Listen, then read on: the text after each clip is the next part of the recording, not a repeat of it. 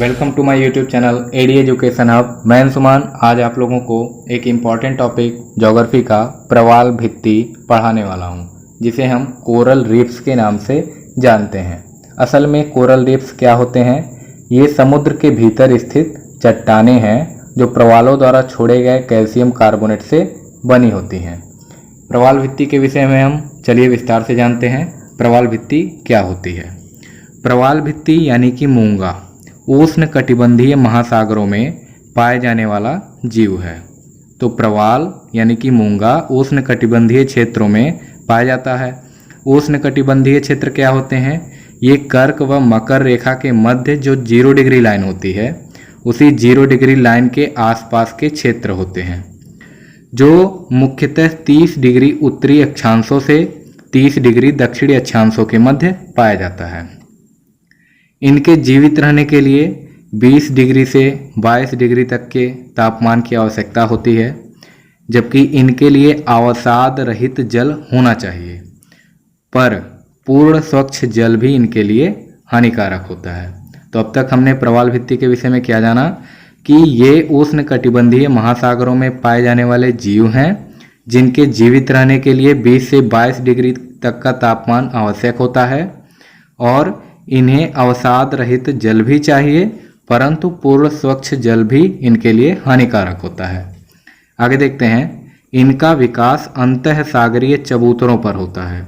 यह अधिकतम 150 से 250 फीट यानी कि 66.77 मीटर की गहराई तक ही पाए जाते हैं, क्योंकि इसके बाद इनके लिए उपयुक्त भौगोलिक दशाएं नहीं होती हैं। अर्थात इन्हें जिस प्रकार का भौगोलिक दशा इन्हें चाहिए होता है, वो 66.77 मीटर की गहराई के बाद नहीं पाया जाता है। ये कर्क व मकर रेखा के मध्यवर्ती समुद्री क्षेत्रों के पास पाए जाते हैं, जहां सागरीय जल की लवणता 27 से 30% तक होती है। जब मूंगा के खोल एक दूसरे के पास आते हैं तो ये एक चट्टान का रूप धारण कर लेते हैं। देखिए, जब मूंगा के खोल ठीक एक दूसरे के पास आते हैं तो ये एक चट्टान का रूप धारण कर लेते हैं, जिसे हम मूंगा की चट्टान अथवा भित्ति कहते हैं, जिसे हम किस नाम से जानते हैं? मूंगा के चट्टान अथवा भित्ति के नाम से जानते हैं। आगे देखते हैं प्रवाल भित्तियों के प्रकार। ठीक, अब प्रवाल भित्तियों के प्रकार में क्या है? एक टॉपिक और है जिसमें सामान्यतया ये हल्के ज्वार के समय अधिक दिखाई देते हैं। ये कब अधिक दिखाई देते हैं? जब हल्के हल्के ज्वार होते हैं, परंतु गहरे ज्वार आने पर ये जल से ढक जाते हैं। वर्तमान में जनसंख्या का वितरण उन्हीं स्थानों पर है जहां इनकी समुद्र तट से अधिक ऊंचाई है। ठीक, अब देखते हैं इसके प्रकार। Types of coral reefs. वर्ष 1842 में चार्ल्स डार्विन ने उष्ण कटिबंधीय भित्तियों को 4 वर्गों में विभक्त किया था। 1842 की बात है जब चार्ल्स डार्विन ने कोरल रीफ्स को 4 वर्गों में क्लासिफाइड किया था, 4 वर्गों में विभाजित किया था। पहला वर्ग है तटीय प्रवाल भित्ति, दूसरा है बैरियर रीफ, जिन्हें हम अवरोधक प्रवाल भित्ति के नाम से जानते हैं। उसके बाद का है प्रवाल द्वीप वलय एटॉल के नाम से जानते हैं, और चौथा है मूंगा द्वीप। ठीक, तो सबसे पहले हम देखते हैं तटीय प्रवाल भित्ति क्या होती है। तटीय प्रवाल भित्ति महाद्वीपीय मग्न तट के पास होती है और इस प्रकार का मूंगा जीव तट के पास वाले छिछले स्थानों पर जमा होता है। यह यहाँ एक चट्टानीय संरचना तैयार हो जाती है, और ये चट्टानीय संरचना कैसे तैयार होती है?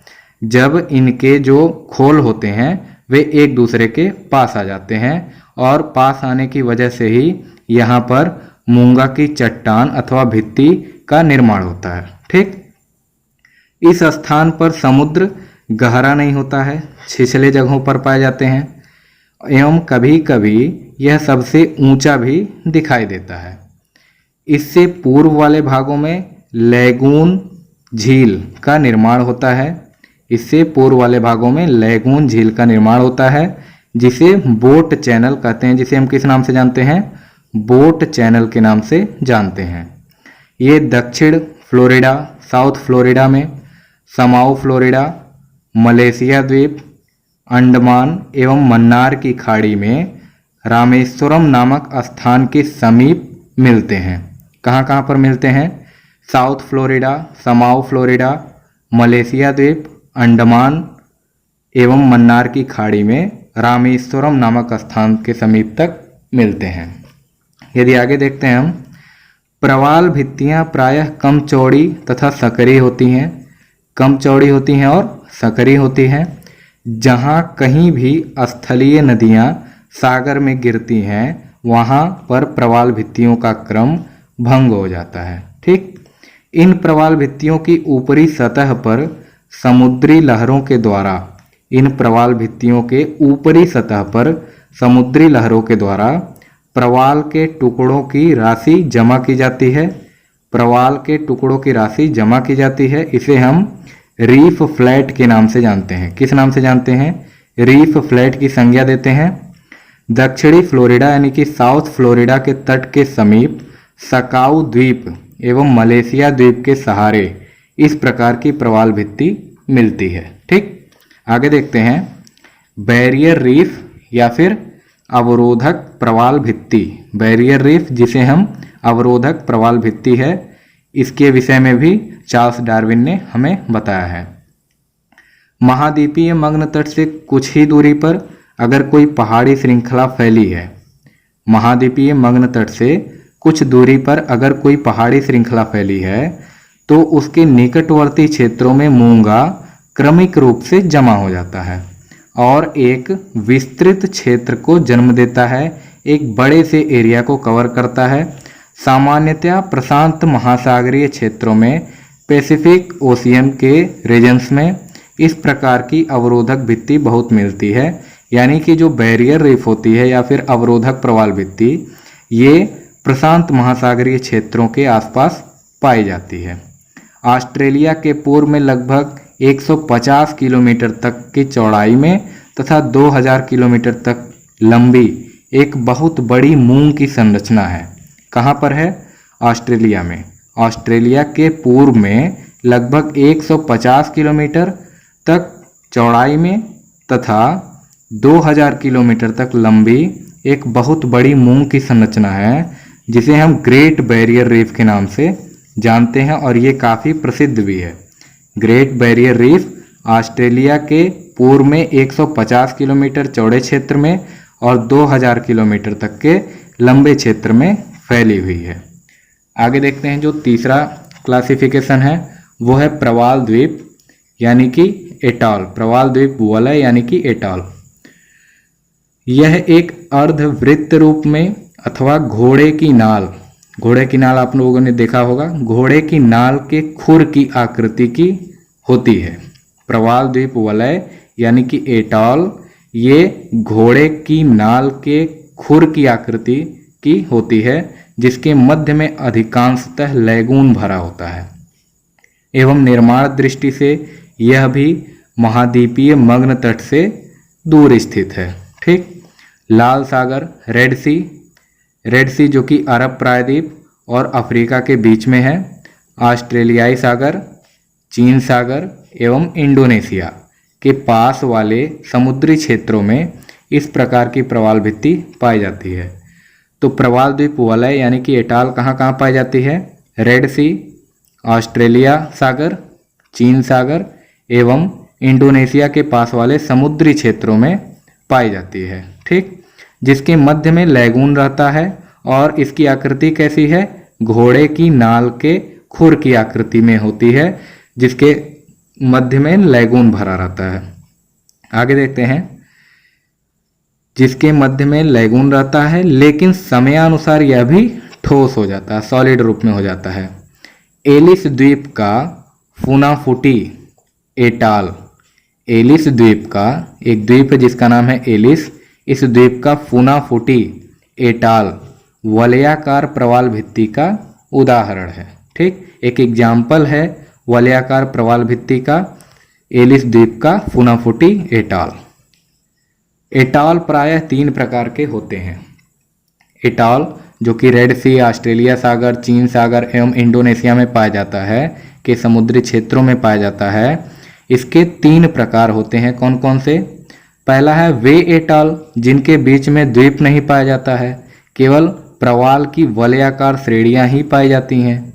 और दूसरा है वे एटॉल, जिसके मध्य में द्वीप पाया जाता है। एक के मध्य में द्वीप नहीं पाया जाता है और एक के मध्य में द्वीप पाया जाता है। तीसरा क्या है? वे एटॉल, जिसके मध्य में पहले से द्वीप नहीं रहता परंतु बाद में सागरीय तरंगों द्वारा उनके ऊपर द्वीप जैसा बन जाता है।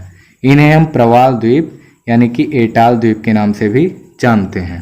ठीक, आगे देखते हैं। चौथा जो हमारा प्रकार है चार्ल्स डार्विन का, वो है इस प्रकार के द्वीप जिसे हम मूंगा द्वीप बोलते हैं। इस प्रकार के द्वीप तटवर्ती क्षेत्रों से बहुत दूरी पर होते हैं। इस प्रकार के द्वीप तटवर्ती क्षेत्रों से बहुत दूरी पर होते हैं क्योंकि ये गोल आकृति के एक द्वीप के रूप में निर्मित होते हैं, जिनका आकार समुद्री पर्वतीय क्षेत्र है। ठीक, जिनका आधार क्या है? समुद्री पर्वतीय क्षेत्र। ज्वारीय स्थिति में यह मूंगा द्वीप स्पष्ट दिखाई देते हैं।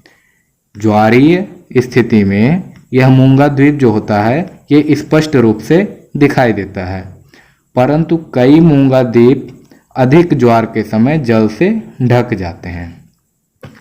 इनके मध्य में कभी कभी बहुत छोटी मात्रा में लैगून दिखाई देती है, परंतु अधिकांशतया यह ठोस रूप में दिखाई देती है। किस रूप में दिखाई देती है? ठोस रूप में दिखाई देती है। और जब ज्वार स्थिति में यह मूंगा स्पष्ट दिखाई देते हैं, परंतु कभी कभी जब ज्वार अधिक होता है उस समय ये जल से क्या हो जाते हैं? ढक जाते हैं। निर्माण के समय यह एक रिक्त स्थान थे। निर्माण के समय क्या थे? यह एक रिक्त स्थान थे जहाँ पर कुछ भी नहीं था, परंतु समय के साथ ये वर्तमान में होने वाले वनस्पति के क्षेत्र हैं। क्या है? वनस्पति के क्षेत्र हैं, क्योंकि पक्षियों ने यहाँ बीज लाकर डाले। आसपास के जहाजी आवागमन ने कई प्रकार के बीज डालकर इन क्षेत्रों को घने वनस्पति का क्षेत्र बना दिया है। ये घने वनस्पति का क्षेत्र बन चुके हैं। वर्तमान में यह जनसंख्या के महत्वपूर्ण क्षेत्र, वर्तमान में यह जनसंख्या के महत्वपूर्ण क्षेत्र जैसे अरब सागर में लगभग सभी द्वीप मूंगाकृत चट्टान माने जाते हैं। अरब सागर में लगभग सभी द्वीप मूंगाकृत, जो कि प्रवाल भित्ति का ही एक प्रकार है, मूंगाकृत चट्टान माने जाते हैं। लक्षद्वीप इसके श्रेष्ठ उदाहरण हैं, अर्थात इस प्रकार के प्रवाल भित्ति का उदाहरण लक्षद्वीप है। नेक्स्ट टॉपिक है प्रवाल विरंजन। अब प्रवाल विरंजन क्या होता है देखते हैं। Coral bleaching. प्रवाल भित्ति जीवों में रंग का ह्रास होने से, प्रवाल भित्ति जीवों में रंग का ह्रास होने से उनके सफ़ेद होने की परिघटना प्रवाल विरंजन कहलाती है। एक बार फिर से देखते हैं। प्रवाल भित्ति जीवों में, जो प्रवाल भित्ति जीव होते हैं जिन्हें हम मूंगा के नाम से जानते हैं, जो कि उष्ण कटिबंधीय महासागरों में पाए जाने वाले जीव हैं, उनमें रंग का ह्रास होता है से उनके और ह्रास होने के बाद उनके सफ़ेद होने की जो परिघटना होती है, उनमें सफ़ेद होने की जो परिघटना उत्पन्न होती है उसे हम प्रवाल विरंजन कहते हैं, कोरल ब्लीचिंग कहते हैं। प्रवाल विरंजन का मुख्य कारण क्या है? प्रवाल विरंजन का मुख्य कारण समुद्री जल के तापमान में वृद्धि होने से प्रवालों के मुख्य भोजन हरे रंग के शैवालों को सफ़ेद या का सफ़ेद होना है। ठीक, इन प्रवाल विरंजन का मुख्य कारण क्या है? समुद्री जल के तापमान में वृद्धि होने की वजह से प्रवालों के मुख्य भोजन जो कि हरे रंग के शैवाल होते हैं, इनका सफ़ेद होना है। इस प्रक्रिया में प्रवालों का प्रमुख सहजीवी शैवाल जूक्सांथेल, प्रवालों का प्रमुख सहजीवी शैवाल जूक्सांथेल इनसे अलग हो जाता है। प्रवाल भित्तियों के संघटक मिश्रित पोषी जीवों का ये शैवाल पोषण करते हैं। ये शैवाल हरे रंग के होने के कारण भी एक तरह का पौधा ही होता है। ये शैवाल हरे रंग का होने के कारण भी एक तरह का पौधा ही होता है जो प्रकाश संश्लेषण में सहायक होता है। शैवाल का विरंजन होने यानी कि रंग बदलकर सफ़ेद होने से प्रकाश संश्लेषण नहीं होता है। फलस्वरूप प्रवालों के प्रमुख सहजीवी एवं आहार शैवाल समाप्त हो जाते हैं तथा भोजन आपूर्ति न होने से प्रवाल भी मर जाते हैं। यह प्रक्रिया क्या कहलाती है? प्रवाल विरंजन कहलाती है। यह प्रक्रिया प्रवाल विरंजन कहलाती है।